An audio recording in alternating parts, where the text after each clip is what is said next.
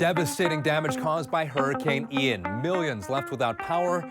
The Southern Californians who are stepping up to help out.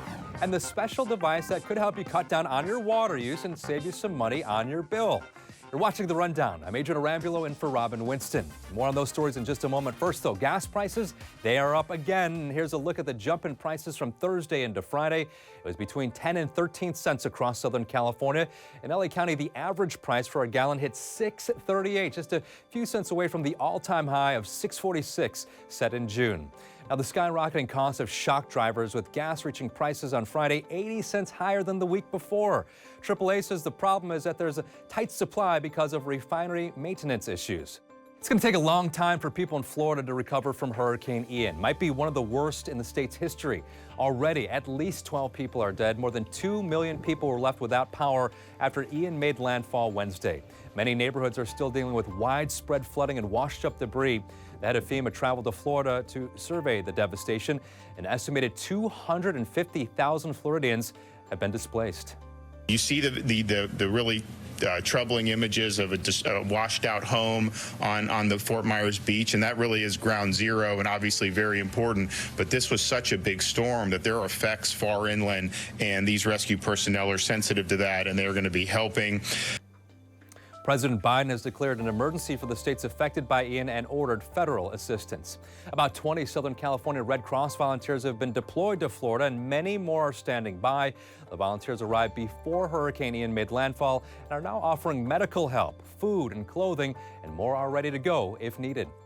We're able now to continue to fly volunteers into Orlando, into Miami. I got the call, I got the message, are you available? I looked at the calendar, I said, yeah, absolutely. At the moment, I'm packing. Now, the Red Cross is hosting training sessions to get more volunteers deployed. Now let's get a check of your weather here in Southern California with meteorologist Shauna Mendiola. Hi, everybody. This weekend is going to feel much more comfortable. Instead of that heat, we are going to feel fall-like as we head to Sunday. So temperatures cooling to normal. It's with the help of the marine layer that's helping us out here. Low clouds in the morning, afternoon sunshine. We will see those clouds clear out for you. And then the wind picks up for those deserts and mountains every afternoon. So look forward to them around 5 to 6 o'clock at night. And then as we head to the 8 o'clock hour, we should all calm down. So really not a bad weekend to come. You'll see that here on the 7-day forecast. We've got temperatures cooling to the 70s for the first half of your weekend and then 80s for the second half if you're at the beach. Now, if you're inland, it's going to be slightly warmer. No triple digits on the map. We'll stay in the 80s this weekend, but then warm to the 90s as we head to Monday, Tuesday, and Wednesday of next week. Iranian Americans here in Southern California are demanding justice for Mahsa Amini. The 22-year-old died while in police custody in Tehran.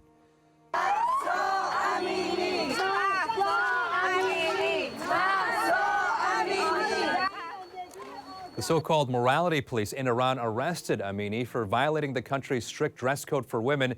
She allegedly did not wear her hijab, her headdress, properly. In West Hollywood Thursday night, protesters rallied to remember her and call for change. And a third person connected to the shooting death of rapper PNB Rock is now in police custody. 40-year-old Freddie Lee Trone was arrested in Las Vegas. He will be brought back to LA to face charges. PNB Rock was shot and killed over 2 weeks ago at Roscoe's Chicken and Waffles in South LA. Trone and his 17-year-old son are charged with his murder and conspiracy to commit robbery. 32-year-old Chantel Trone was booked on suspicion of being an accessory to the murder. And 2 climbers died while trying to scale a mountainside in the San Bernardino National Forest, both from Huntington Beach, and one of them was a former player in the NFL. Gavin Escobar was one of the climbers who died Wednesday. He was a tight end for the Dallas Cowboys and Baltimore Ravens. He leaves behind a wife and 2 young children. Now, his climbing partner, Chelsea Walsh, was the other victim. They both worked for the Long Beach Fire Department, and their friends and families are heartbroken. Devastating blow to many, many, many people.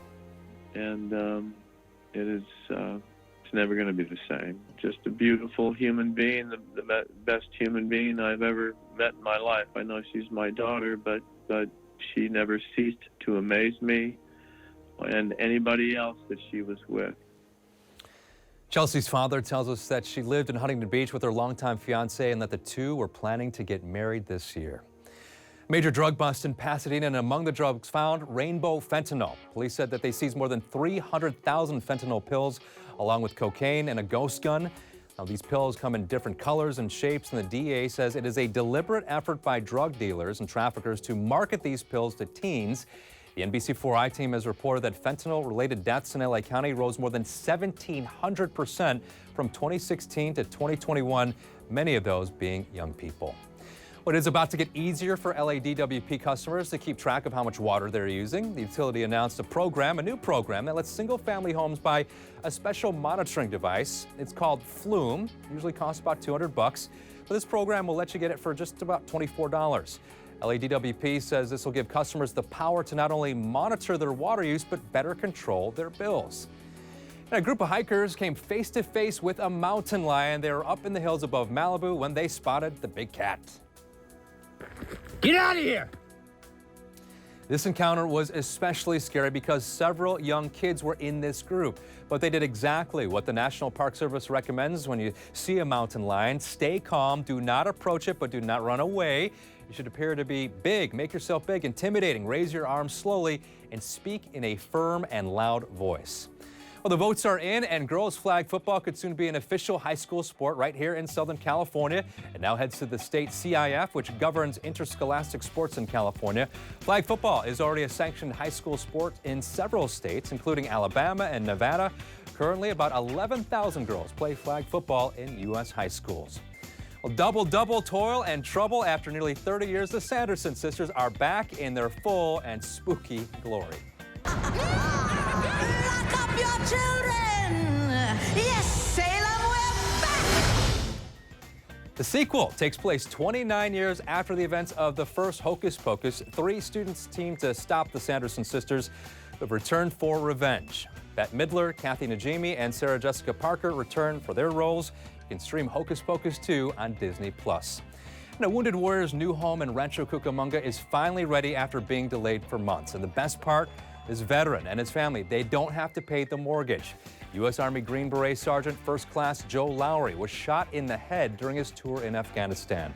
And he is finally moving in after months of delays caused by supply chain issues, material delays, permit problems.